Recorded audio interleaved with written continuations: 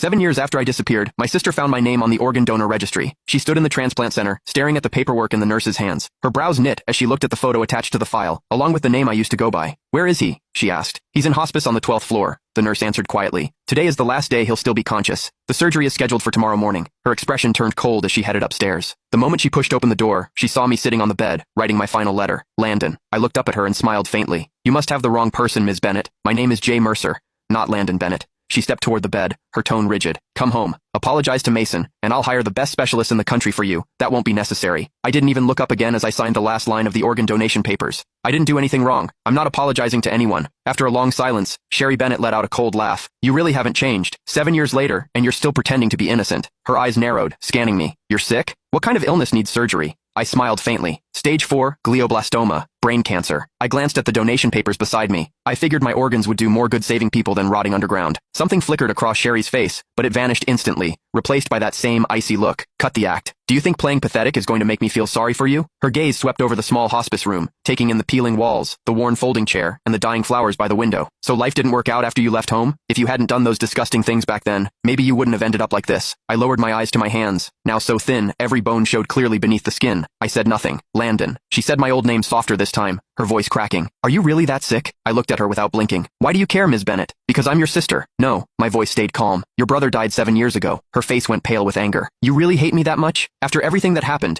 Are you seriously pretending you weren't the one who enough?" I cut her off. "You didn't come here to dig up the past. Say what you actually came to say." She opened her mouth, then hesitated, completely speechless. I gave a soft laugh. "Let me guess. Mason needs a new liver, doesn't he?" Sherry didn't answer. She didn't have to. The way her eyes avoided mine told me everything. I leaned back against the hospital bed, laughing under my breath. "So, that's it. After 7 years, he finally remembered he had an older brother. Today, you came here to ask for my liver?" "Not ask," she corrected sharply. "It's your duty. You agreed to donate before, and Mason needs you again now. He's your brother." I stared at her, amused by how ridiculous she sounded. "Sherry, when you kicked me out 7 years ago, why didn't you remember I was his brother then?" "That was your own fault," she snapped. "If you hadn't done those horrible things to Mason, if you hadn't framed him, I never would have kicked you out." Her voice shook with fury. "You're still lying. Still acting innocent. You think disappearing for 7 years erased what you did?" I slowly closed my eyes as numbness spread through my chest. Even now, she never doubted him. To her, I was always the villain. "Please leave. I need to rest." She grabbed my shoulder hard enough to hurt. "Listen carefully. Mason needs your liver." I opened my eyes, looking at her calmly. "Then he can wait for someone else. My organs are already promised to strangers." Her whole body shook with anger. "How can you be so heartless? Mason saved my life back then.